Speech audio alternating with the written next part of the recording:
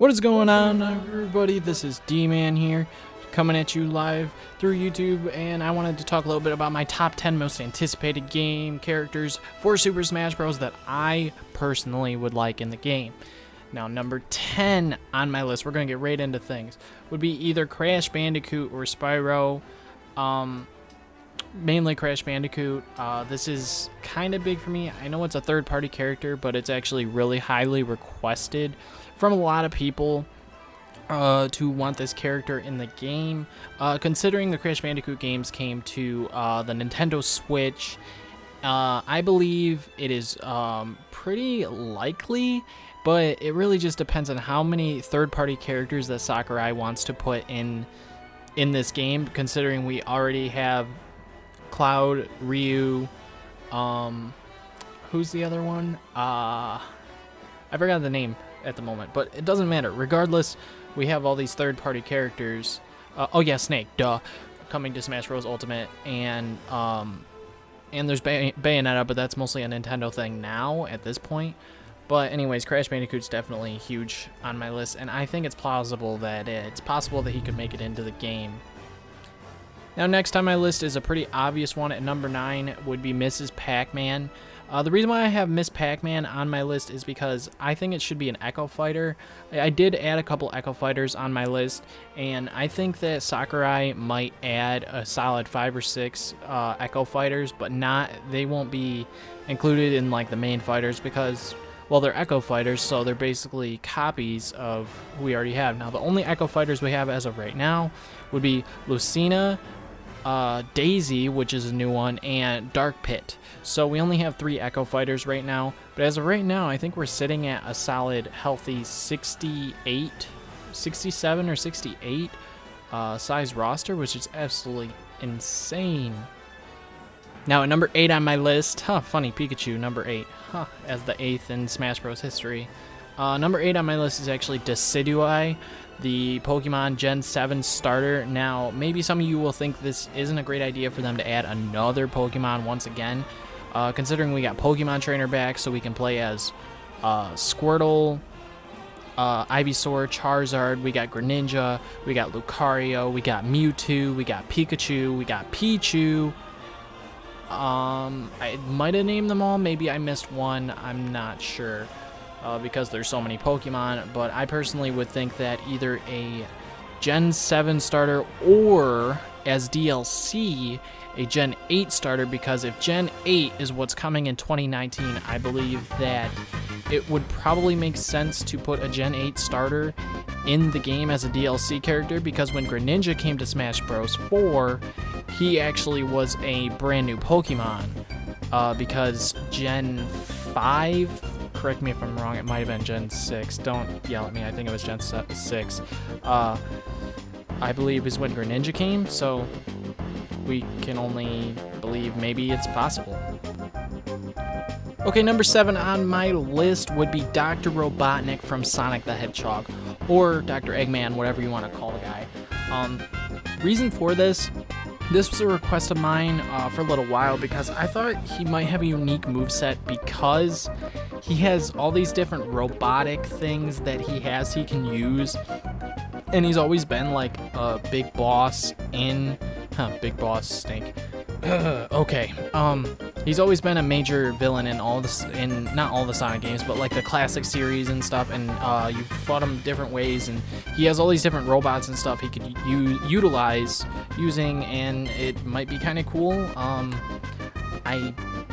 That's just my opinion, hey, but this whole video is about my opinion of the characters that I would like to see.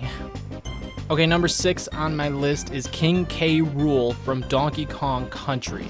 Now, this is actually a really highly requested character for people, and he actually was on the poll for Smash Bros. 4, and a lot of people wanted him in the game, but Bayonetta won that poll, and I can agree, because he hasn't actually been a popular character since the original Donkey Kong Country, and a lot of people who even played the game, if they didn't finish the game, they might not really know who King K. Rool is, or they may have seen him and don't really know him that well, but he was only in the end of them, so like he wasn't really a big part of Donkey Kong. I would love after Tropical Freeze, of course, which is out now, a new Donkey Kong Country after this, if King K. Rool comes to the game, and have King K. Rool be in like the entire Donkey Kong game as the main villain. I think that would be awesome. Just give me gameplay similar to Tropical Freeze, and it would be really fun. But anyways, yeah, I think King K. Rool has a really high way of getting in the game. I really think he has a high chance. Number 5 on my list would be Springman from ARMS. Why? Because, I mean, ARMS is a newer game for the Nintendo Switch that just came out last year. I don't know if I can see Springman coming as part of the base game, only because the game started in development, I believe, in 2015, right as the final DLC characters were coming out for Smash Bros. 4. Obviously, no one would have guessed this because Sakurai, of course, said that Smash 4 would be his last one, but apparently he's said that since Melee, so who would know? But Springman and maybe Spring Girl as an Echo Fighter for Springman would be a thing, but I'm thinking it might be DLC if they decided to add the character, only because how early this game has been development for so long. I feel like certain characters that are newer just wouldn't make it in the base game because they're too new of a characters, and it takes them probably a good chunk of time to develop and create just one character. Alright, we're at number 4 on my list, and number 4 on my list is Simon Belmont from Castlevania.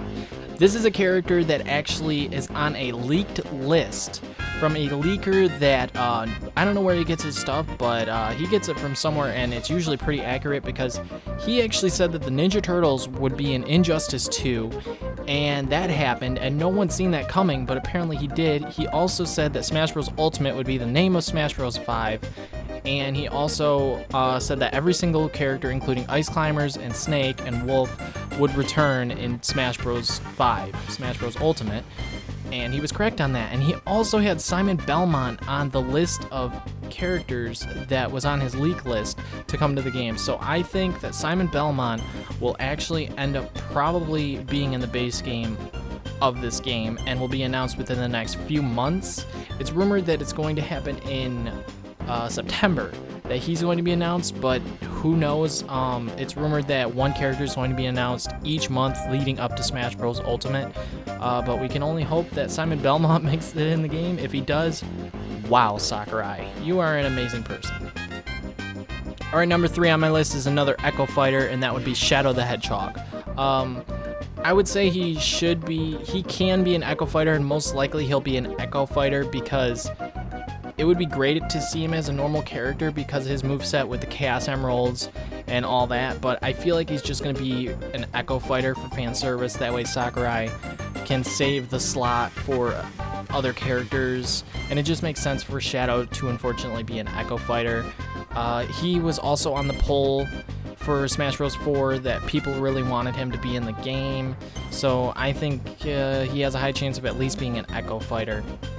Now, number 2 on my list would be Rayman. Rayman himself, from Rayman Raving Rabbids, or just the Rayman games in general. I believe he definitely has a high chance also to be in this game because the Rabbids made a crossover game with the Mario and Nintendo characters.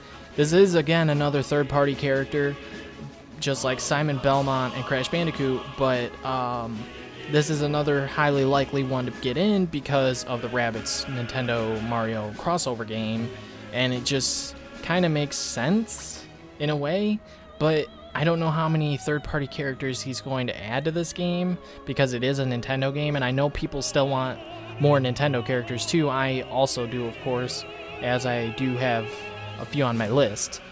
So, yeah, only time will tell. Okay, so last but not least, definitely not least, Sora from Kingdom Hearts. Reason for this? Because I love Kingdom Hearts, and because Cloud made it into Smash Bros. 4, I believe 100% that it's highly possible that Sora will make it into the game as a DLC character. I'm only really hopeful. Guys, I just want it to happen. I really want it to happen. Not that I can't promise that something like this would happen, especially with the amount of third-party characters that might be coming to this game, but I'm gonna lose my my nipples are gonna fall off, I guess, if I see Sora come to Kingdom Hearts, because, see, I can't even talk right. Sora from Kingdom Hearts come to Smash Bros. Ultimate, because it is one of my favorite video game characters of all time, just like Cloud was, but even more so because I grew up with Kingdom Hearts over Final Fantasy. It was the first game that I ever beat in my life, and I'm just wondering if they can implement anything Disney related. I don't know if they're allowed to do that kind of thing, so I don't know if they have to get permission from Disney and Square Enix to put Sora in the game, but Daddy Sakurai himself can do pretty much anything, so we'll really just see in the future. I can only picture this character as a DLC character, even though in the base game it would make a little bit of sense only to help promote Kingdom Hearts 3, which comes out in January. But nonetheless, I think it would be a DLC character for later on. I'm hoping the game itself ends up with like a solid 75 plus roster or so at the most. I mean, obviously we all want like 100, but that's pushing it. Anyways, guys, thank you so much for tuning into this video, and I will see you guys all next time. Bye-bye. Oh, and also like and subscribe if you enjoyed. Later.